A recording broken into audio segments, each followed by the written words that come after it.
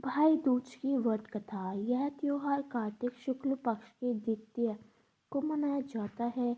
यह बहन भाई के प्रेम का प्रतीक है।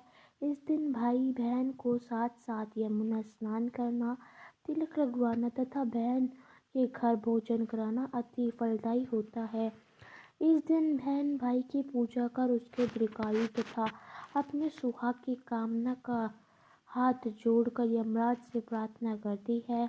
इसी दिन से यमुना जी ने अपने भाई यमराज को भोजन कराया था, इसलिए इसे यम तृतीया भी कहते हैं। इस दिन श्रद्धा भाव से श्रवण वस्त्र मृदा आदि बहन को देना चाहिए। कथा। सूर्य भगवान की स्त्री का नाम संज्ञा देवी तथा इनकी 2 संतानें पुत्र यमराज तथा कन्या यमुना थी।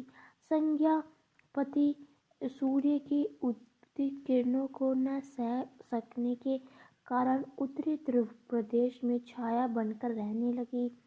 उसी छाया से ताप्ती नदी तथा शनिचर का जन्म हुआ।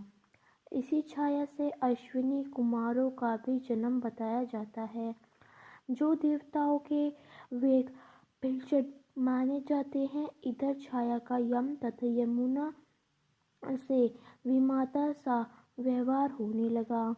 इससे खीन होकर यम ने अपनी एक नई नगरी यमपुरी बसाई। यमपुरी में पापियों को दंड देने का काम संपादित करते भाई को देखकर यमुना जी गोलोक चली आई, तो उन्होंने दूतों को भेजकर यमुना को बहुत पुजवाया, मगर मिल न सकी। फिर स्वयं ही गोलोक गए, जहाँ विश्राम घाट पर यमुना जी से भेंट हुई। भाई को देखते ही यमुना ने हर्ष विभोर को स्वागत सत्कार के साथ भोजन करवाया।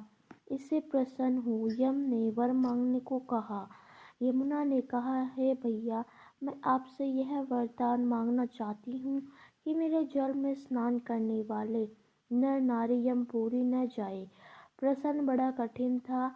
यम के ऐसा वर देने से यमपुरी का अस्तित्व ही समाप्त हो जाता।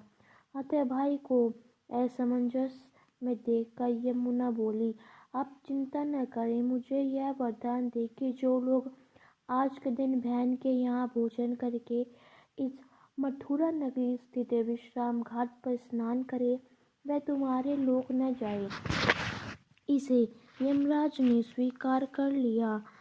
इस तिथि को जो सज्जन बहन के घर भोजन नहीं करेंगे, उन्हें मैं बांध कर यमपुरी को ले जाऊंगा और तुम्हारे जल में स्नान करने वालों को स्वर्ग प्राप्त होगा।